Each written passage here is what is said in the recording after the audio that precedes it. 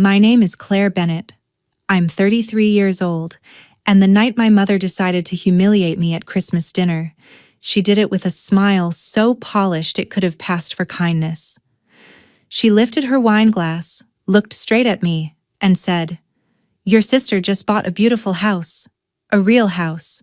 Isn't that wonderful? Maybe next Christmas you'll finally be ready to settle down too."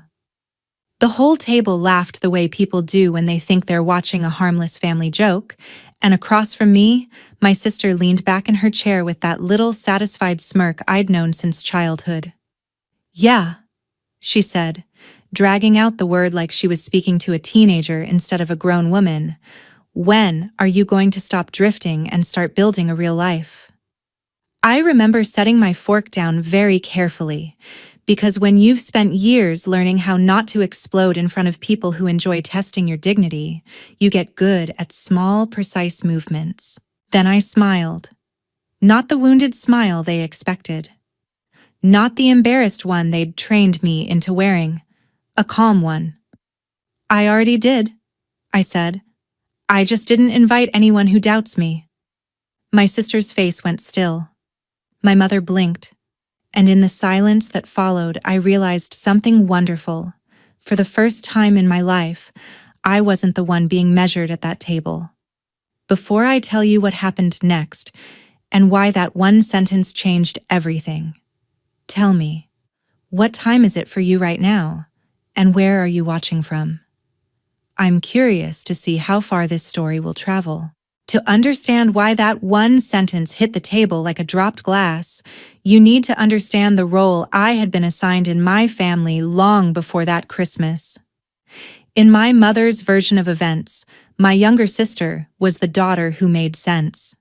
She had the milestones people recognized instantly and praised without needing explanation. She had the polished job title, the carefully staged relationship, the tidy social media life, and now, finally, a house with a front door my mother could point at like proof she had raised at least one daughter the right way. I was the daughter who required context, and my mother hated context. She hated anything that could not be summed up in one sentence at church, at brunch, or over the phone with relatives she secretly competed with. So instead of describing my life accurately, she simplified it until it sounded unserious. She'd say I worked with old furniture. No, as if I spent my days dusting thrift store cabinets instead of restoring estate pieces, consulting on historic interiors, and running a specialized business people booked months in advance. She'd say I liked the quiet life, which was her way of translating discipline into social deficiency. She'd say I was still finding myself, even after I had built a client list, hired part-time help during peak seasons, and started earning more than anyone in the family had expected from me. The truth was less convenient for her. I didn't stumble into my career. I built it from nothing and built it the hard way. While other people were working clean office jobs in climate-controlled buildings, I was in workshops at dawn learning wood grain, veneer repair, custom staining, and structural restoration. I learned how to tell when a chair only looked broken and when it actually was. I learned how to price labor no one respected until they saw the final result. I learned how to negotiate with collectors, how to handle wealthy clients who assumed a woman working with her hands would be grateful for being underpaid, and how to stand my ground when people mistook craftsmanship for hobbyism. There's a specific kind of arrogance people bring to trades they don't understand. I met it often. I also beat it often. But in my family, none of that carried the same weight as a neat milestone with good curb appeal. My sister Vanessa understood that very early. She had a talent I didn't. She knew how to convert ordinary life events into family theater. A promotion became a celebration dinner. A dating anniversary became a weekend trip everyone had to hear about. A couch delivery became, "We're really building a life now." She wasn't smarter than me or kinder than me. She was simply fluent in the language my mother loved most, visible achievement packaged for admiration, and because she knew it worked, She used it. Not with open cruelty at first. With a smile. With little remarks. With that polished tone women use when they want to insult you and still look elegant doing it. If I skipped a holiday because of work, she'd say, "Claire's too free-spirited for schedules." If I showed up tired from finishing a commission, she'd say, "That self-employed life seems exhausting. I could never handle that uncertainty." If someone complimented my work, she'd smile and add, "Yes, Claire's always been so creative. We just keep hoping she turns it into something more permanent." She made me sound like an unfinished art project. My mother made me sound like a concern. Together, they created a version of me that relatives accepted without ever checking against reality. And for too many years, I let them. Not because I believed them exactly, but because correcting people all the time is exhausting. There is a particular fatigue that comes from having to introduce yourself twice, once as you are, and once again after your family has summarized you badly. After a while, I stopped explaining. I let them underestimate me because fighting every comment felt desperate and silence felt more dignified. But silence has a cost. If you stay quiet long enough, some people mistake your restraint for agreement. They start thinking the small box they've put you in must be accurate, because surely you'd object if it weren't. That Christmas, my mother thought she was comparing her two daughters. In reality, she was comparing my visible absence from her fantasy with my sister's perfect obedience to it. What she didn't know was that while she had been narrating me as unsettled, I had already done the most grounded thing I had ever done in my life. 6 months earlier, I had bought an old boarding house on the coast of Maine.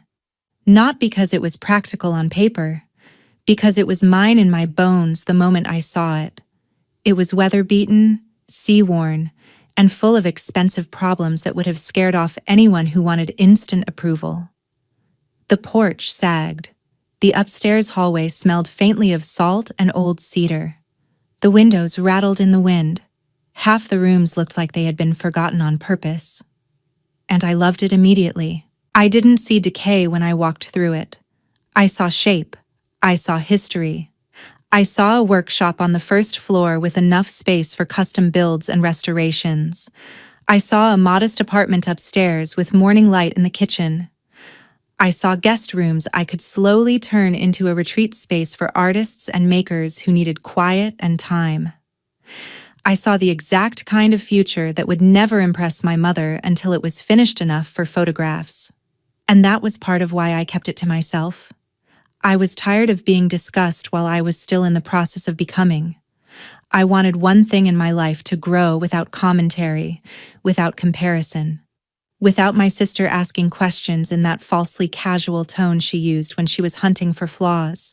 I wanted one joy that belonged entirely to me before the family got their hands on it.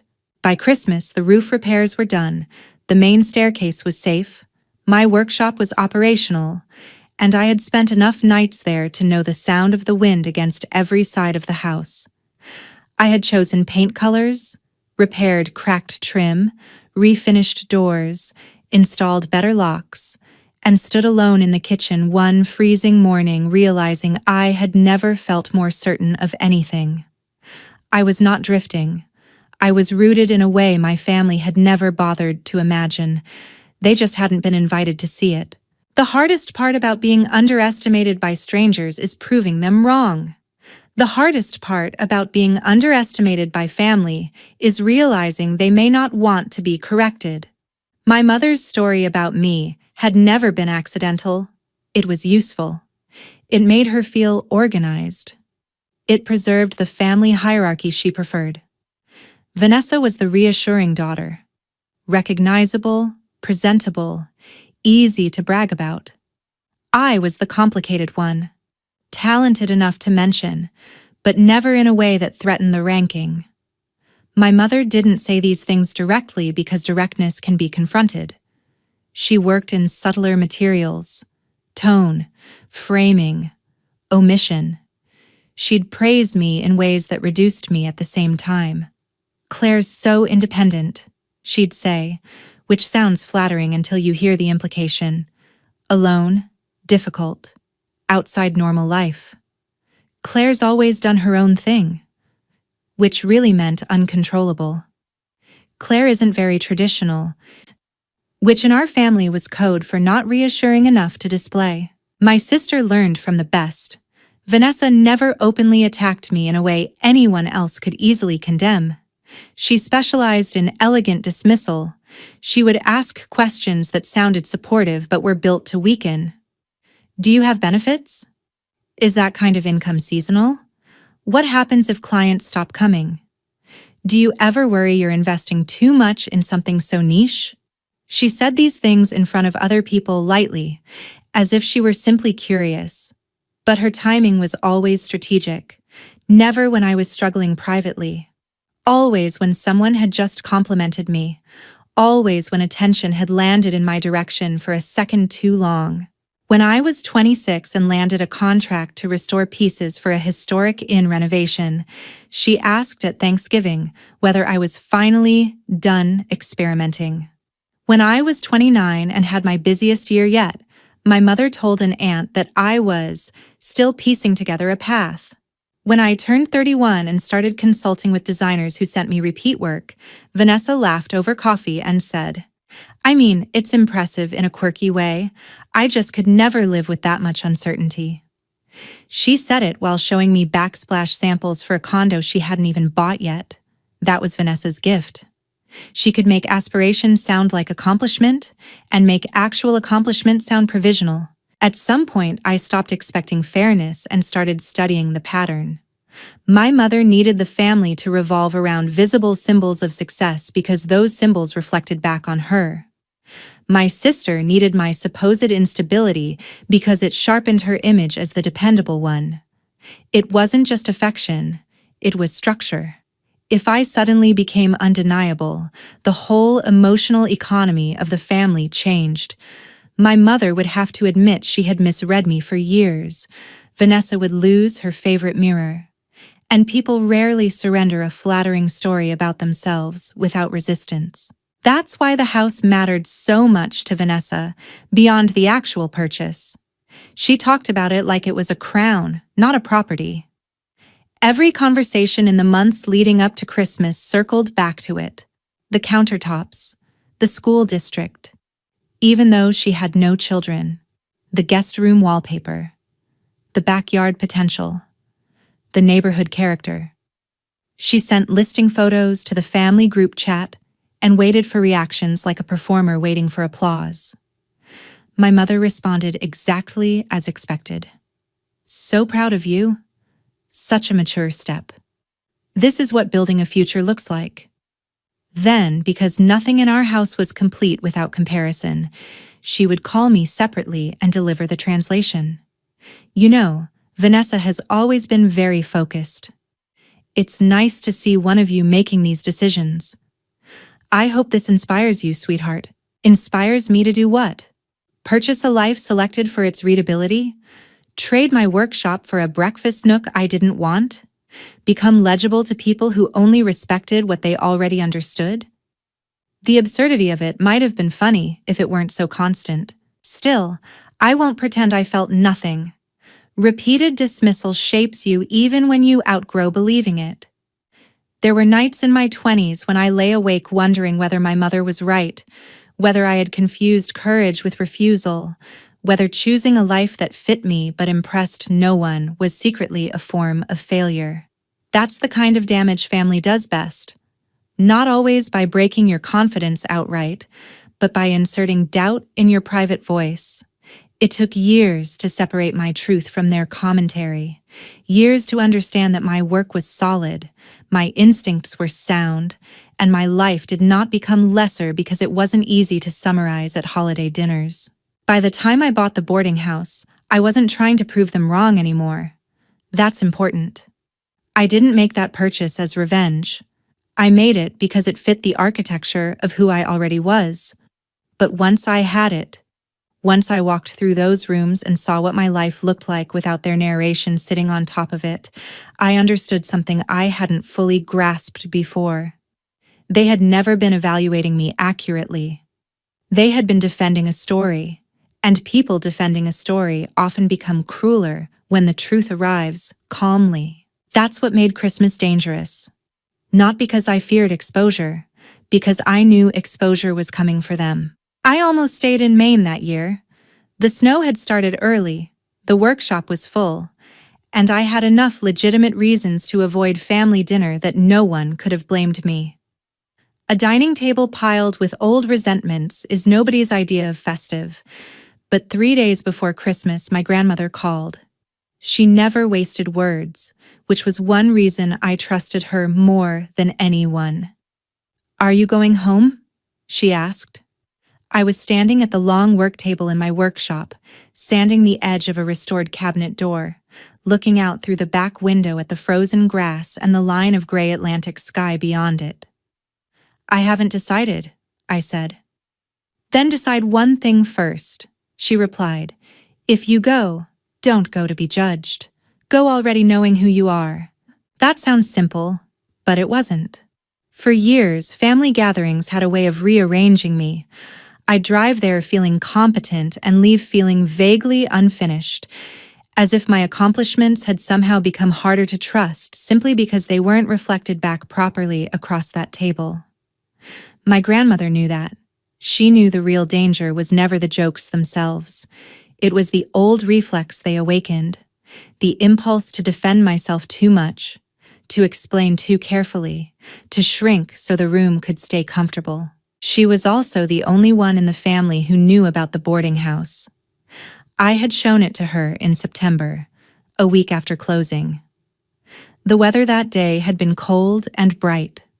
I picked her up from the train station and drove her north, nervous in a way that surprised me.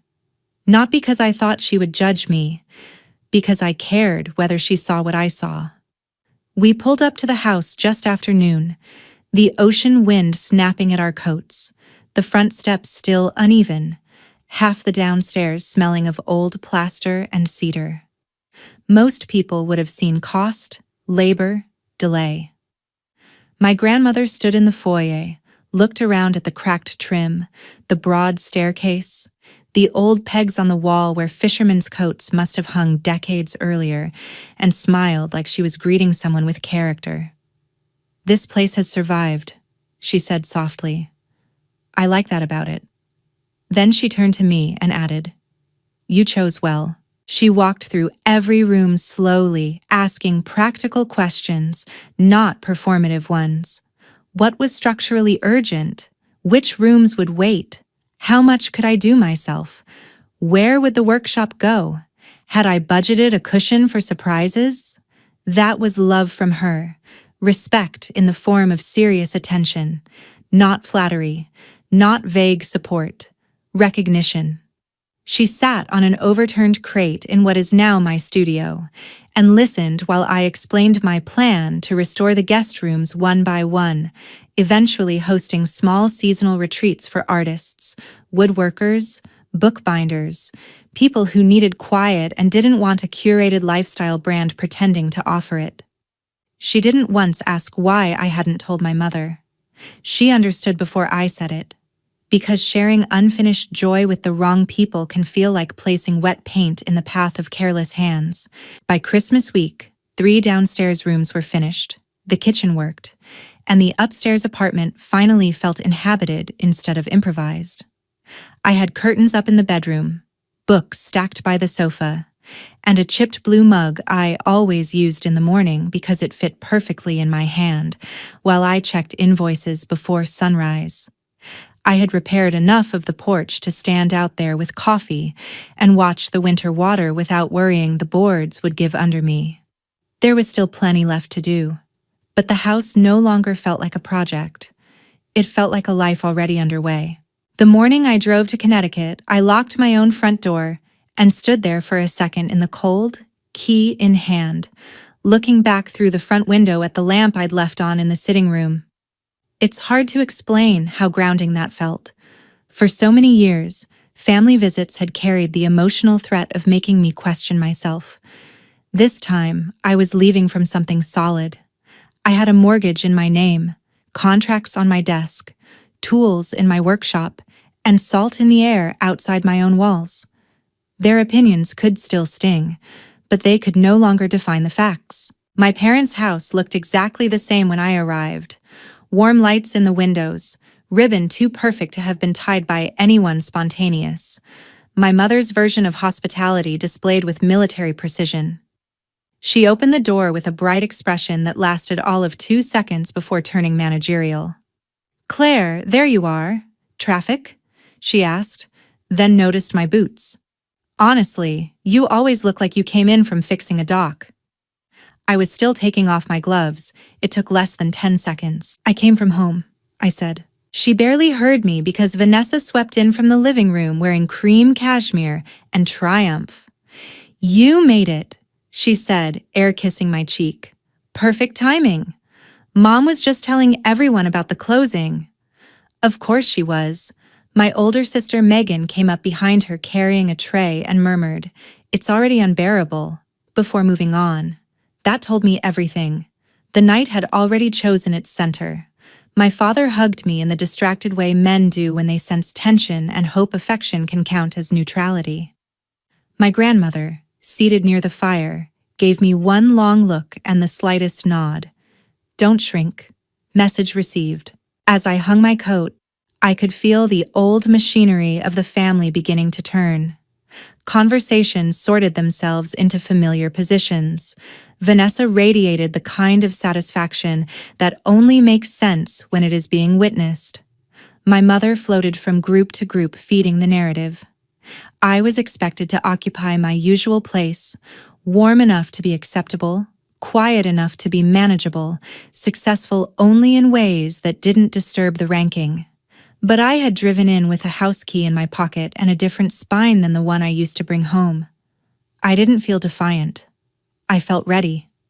And that was more dangerous. Dinner started with the usual choreography of a family that prefers symbolism to honesty.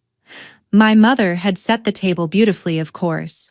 Candles, silver, folded linen napkins, the good serving dishes she brought out when she wanted the evening to feel meaningful enough to be remembered later in photos. But even before we sat down, the real centerpiece wasn't the food. It was Vanessa's house. Every conversation found its way back there. The yard, the foyer, the natural light, the neighborhood, the future guest room. The original hardwood floors she spoke about as if she had personally rescued them from architectural extinction. My mother encouraged every detail with a kind of polished reverence that might have been touching if it hadn't been so deliberate. "That window seat is what sold me," she told an aunt, though she was not the one buying the place. "It just feels like a real grown woman home." Then, after everyone settled and the first wave of serving had passed, she lifted her glass and said, "I just want to say how proud I am. Watching Vanessa buy her first house has been such a comfort to me. There's something so reassuring about seeing one of your daughters truly settled. One of your daughters. Not subtle, never fully explicit, but never subtle." A few people murmured agreement. My father nodded in that passive, weary way he used when he wanted the room calm more than he wanted it fair. Megan stared down at her plate. My cousin raised her eyebrows at me for half a second, just enough to say yes. I heard that too. I kept cutting my food into smaller pieces than I needed, which is something I do when I'm deciding whether a moment deserves my energy. Vanessa stepped in with false modesty exactly on cue. "Mom, stop," she said, smiling in that way that meant don't stop at all.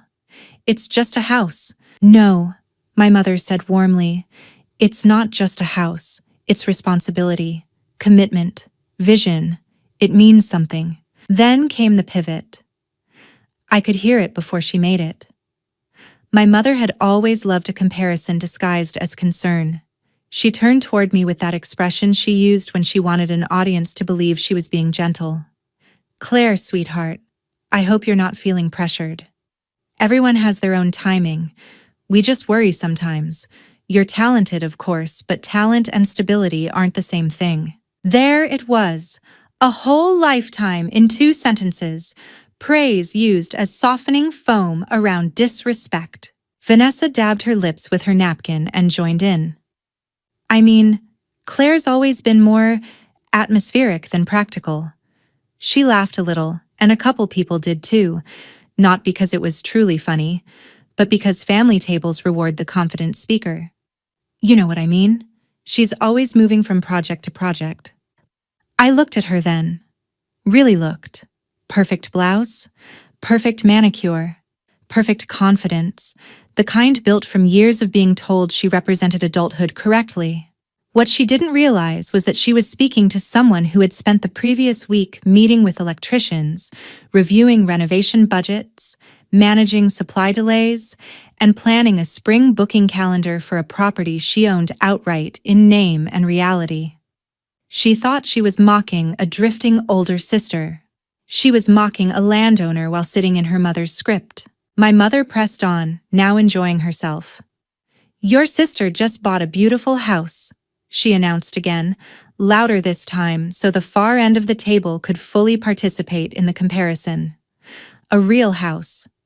I'm just curious, Claire.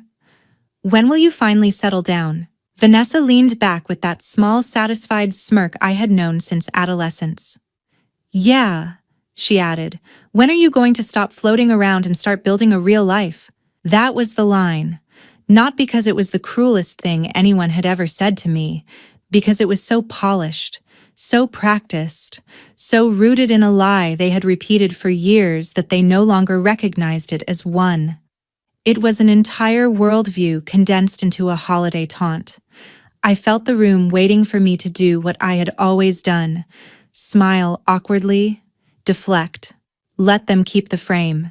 Instead, I set my fork down carefully, touched my napkin once. Let the silence stretch just enough to make people look up. Then I smiled. I already did, I said. You could almost feel the air hesitate. Vanessa's expression didn't drop all at once. It stalled first, as though she expected the rest of my sentence to rescue her. My mother blinked, confused by the tone more than the words. What? She asked. I already settled down, I repeated calmly. I just didn't invite anyone who doubts me. This time, the silence landed harder. Someone at the far end of the table shifted in their chair. My father looked up fully now. Megan stopped pretending to eat. My grandmother lowered her glass and watched me with a stillness that felt like support. Vanessa gave a short laugh. What is that supposed to mean? It means, I said, that 6 months ago I bought a boarding house on the coast of Maine. I live there. I work there. I've been restoring it room by room. It's my home, my studio, and the foundation of the next phase of my business. That sentence changed the geometry of the room. My mother stared at me as if I had suddenly spoken a line from the wrong script. You bought a boarding house? She repeated, and even in her shock there was skepticism, as if the very shape of my success had offended her by refusing to be simple. Vanessa's face tightened. A boarding house? Claire, that's not the same as— No, I said before she could finish. It's not the same. You bought a house everyone can recognize in one glance. I bought a life that fits me.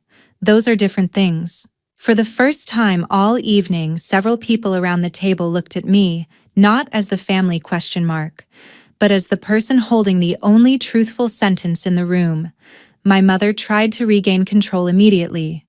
Well, darling, that sounds like one of your projects, she said with a brittle smile. How lovely. But Vanessa bought a family home. I turned to her.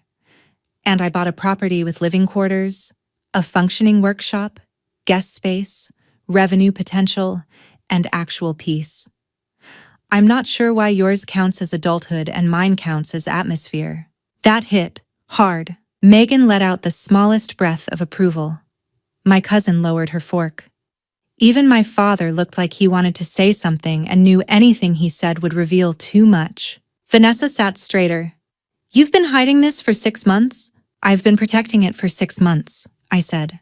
There's a difference. Once the truth was on the table, the evening stopped being a celebration and became what it probably should have been years earlier, an exposure. Not of my life, of theirs. Because the minute I said I owned the property, everyone at that table had to reveal how they actually saw me. My mother did it first. "Well," she said, gathering herself with the rigid smile people use when they're trying to regain authority through tone. "I suppose that explains why you've been so secretive, though I do wish you'd told us. Families are meant to share these things."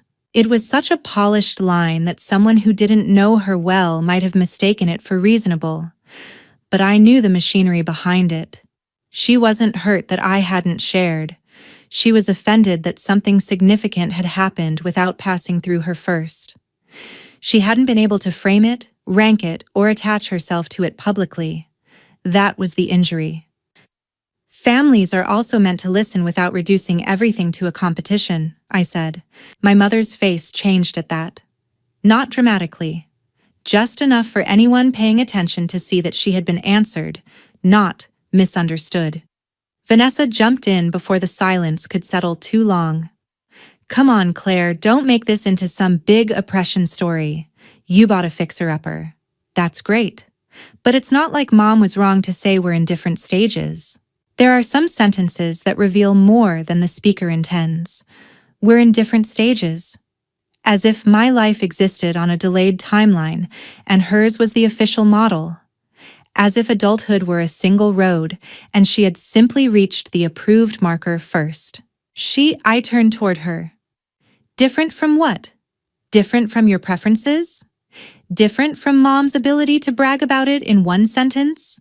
Different from the kind of life that makes people clap before dessert?" Vanessa laughed once, but there was strain in it now. "You always do this.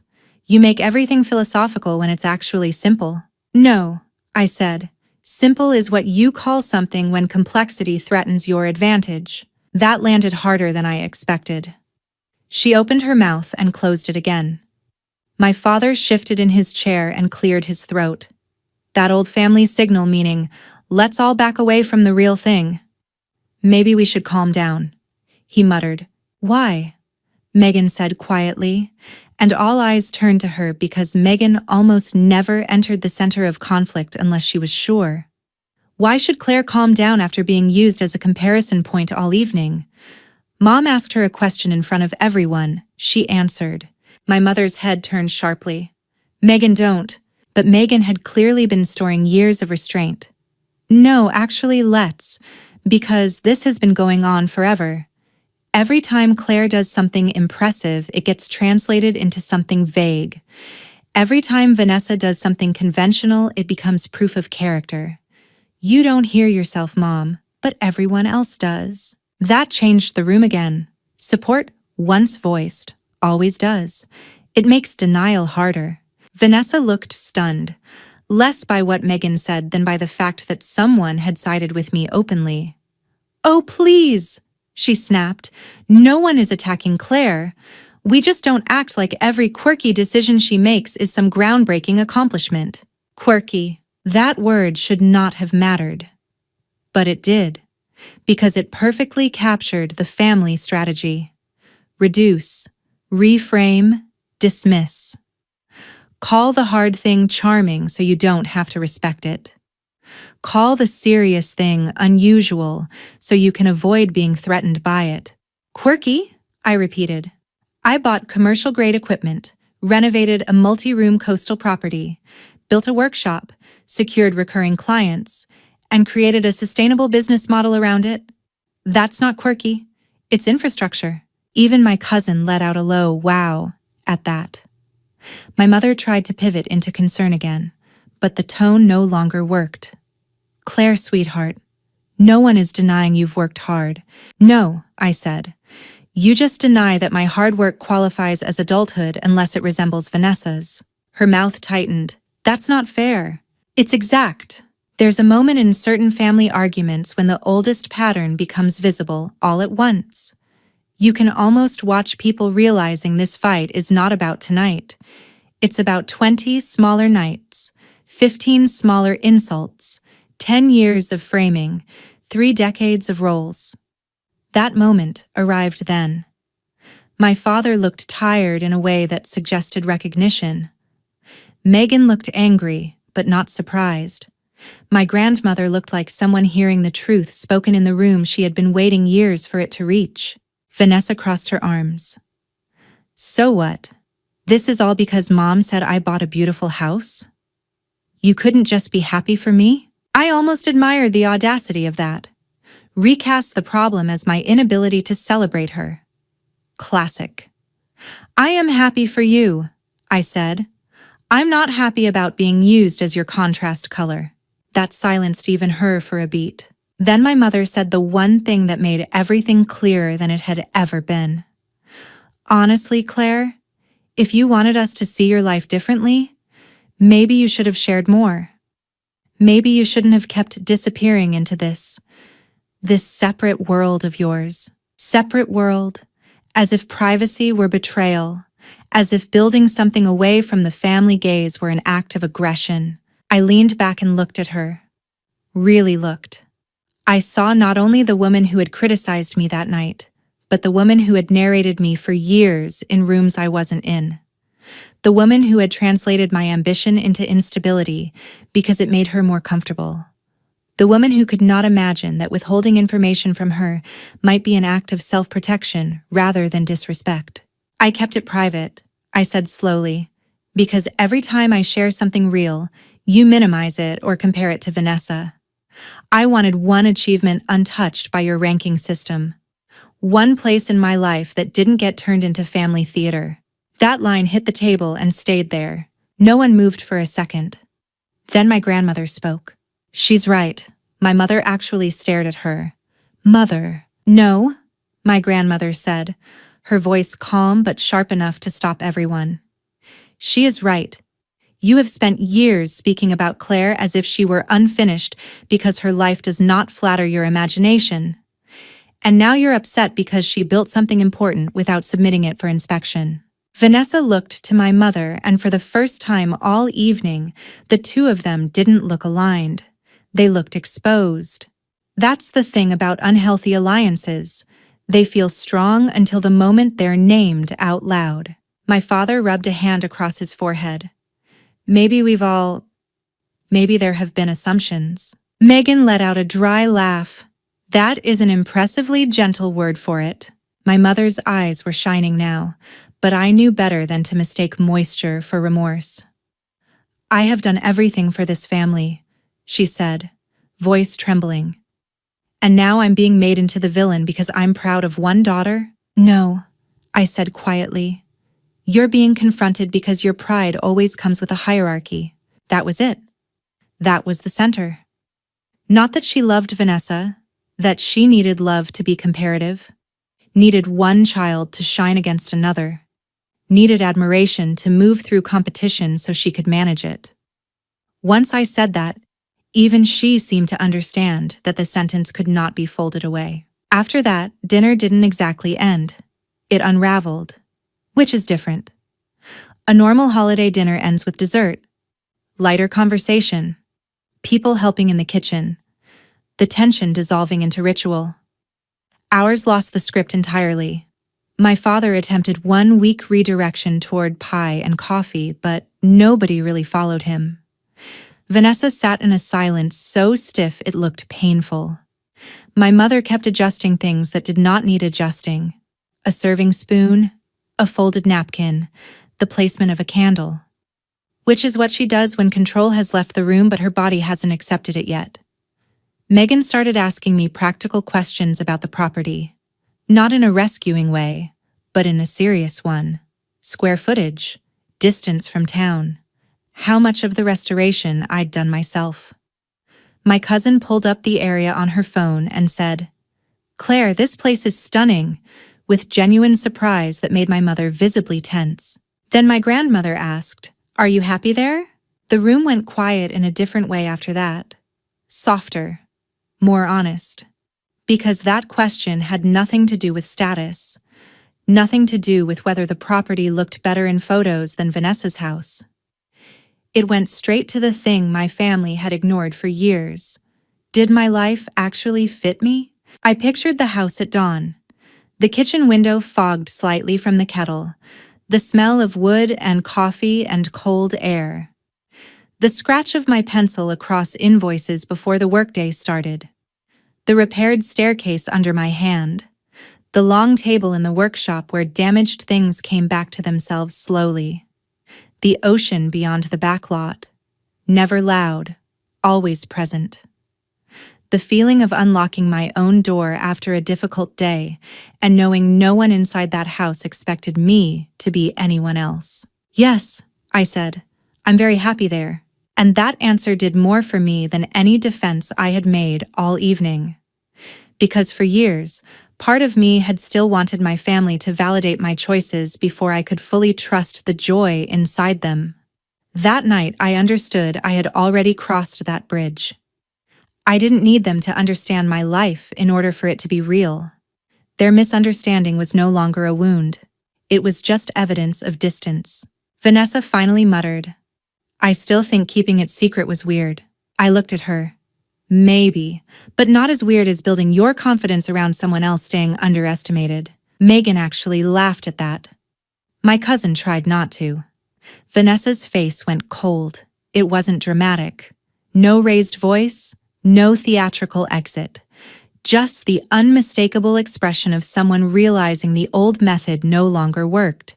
For the first time in our lives, she could not reposition me as lesser without sounding exactly like what she was. When dinner finally broke apart, people drifted into smaller conversations, but the emotional center of the night had already shifted permanently. I went to the hallway to get my coat, and as expected, my mother followed. She always preferred private correction after public failure. Her voice dropped low immediately. You embarrassed your sister. I buttoned my coat slowly. No, I said. I embarrassed the story you tell about me. She was standing too close to it. My mother's jaw tightened. Family does not do this to each other. That old line. Family as a shield against accountability. Family as the reason the person hurt is expected to remain gracious longer than the people doing the hurting. I had heard variations of it my whole life. Family also doesn't use one daughter's milestone to shame another, I said. At least not healthy family. You're twisting this. I'm naming it. That was what she hated most by the end. Not my tone, not my timing, not even the public contradiction. Naming. Once something is named clearly, it becomes harder to hide inside tradition, harder to excuse as personality, harder to pass off as concern. She looked at me for a long moment, and I could see her searching for the old version of me, the one who would soften, backtrack, apologize for making things awkward. But awkwardness had already done its job. It had forced honesty into the room. Before I opened the door, I said one last thing. You don't get to call it closeness when the price is my silence. Then I stepped out into the cold.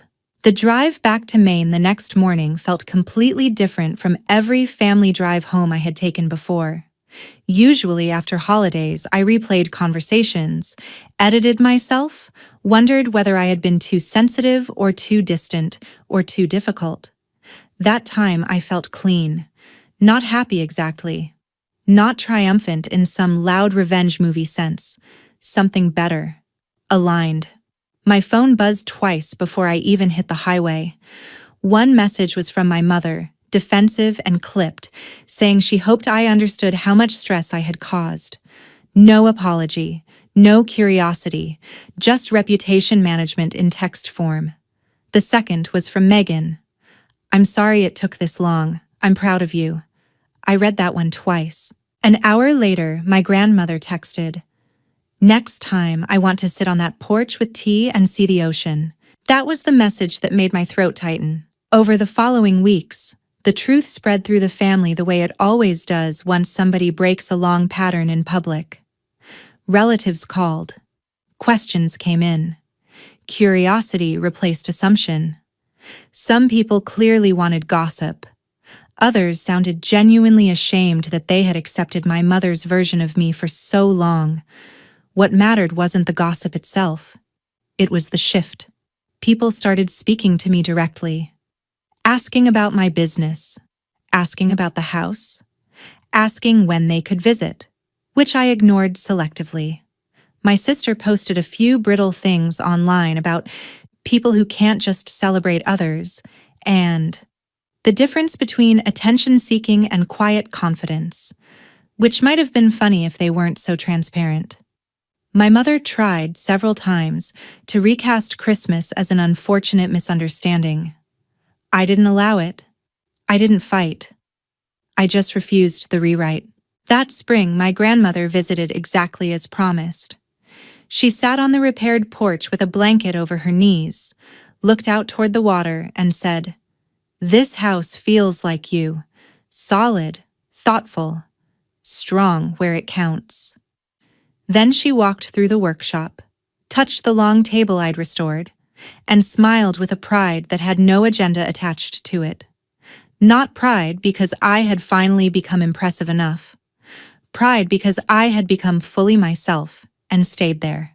My relationship with my mother never returned to what it was before, and that is not a tragedy. Some bonds only feel close because one person is constantly swallowing what hurts. Remove that habit, and the relationship looks different very quickly. Vanessa and I became polite in a colder, clearer way. Megan and I got closer. My father remained what he had always been, late to honesty but not immune to it. And me? I stopped waiting to be translated correctly by people who preferred me simplified. So here is what I know now. Settling down is not a performance. It is not a floor plan someone else approves of. It is not a milestone that photographs well over Christmas dinner. It is not becoming legible to the people who only respect one type of life. Sometimes settling down means choosing the weather-beaten property everyone else dismisses because you know how to see structure beneath damage. Sometimes it means protecting your joy until it has enough roots to survive being doubted. Sometimes it means building quietly, so the first time they see what you've created, they can no longer interrupt it halfway through. And sometimes the most powerful revenge is not humiliating the people who misjudged you. It is answering them so calmly, so truthfully, and from such a solid place that their entire version of you collapses under its own arrogance. That Christmas, my mother thought she was asking when I would finally begin my adult life. What she didn't know was that I had already begun months earlier with a set of keys in my hand and no intention of asking permission. By the time she tried to measure me again, I was already standing inside a life she could no longer define. I wasn't late. I wasn't lost.